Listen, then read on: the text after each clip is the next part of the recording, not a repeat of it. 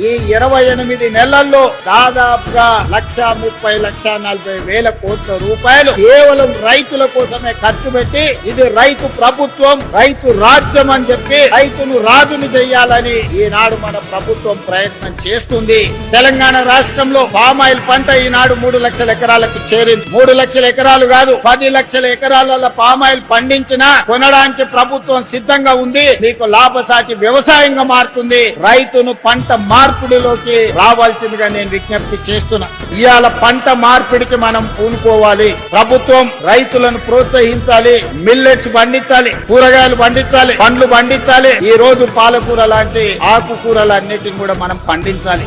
ఈ రోజు మన పంట మార్పిడి ద్వారా రైతులకు అన్ని అవకాశాలు కల్పించాలి. రైతులను ప్రోత్సహించడానికి ప్రణాళికలు సిద్ధం చేయాలి. తుమ్మల నాగేశ్వరరావు గారు వ్యవసాయ శాఖ మంత్రే కాదు, ఆయననే పెద్ద రైతు. రైతుకున్న సమస్య తుమ్మల నాగేశ్వరరావు గారికి సంపూర్ణమైన అవగాహన ఉంది. తుమ్మల నాగేశ్వరరావు గారికి నేను విజ్ఞప్తి చేస్తున్నా, పంట మార్పిడికి అవసరమైన ప్రణాళికలు తీసుకురండి.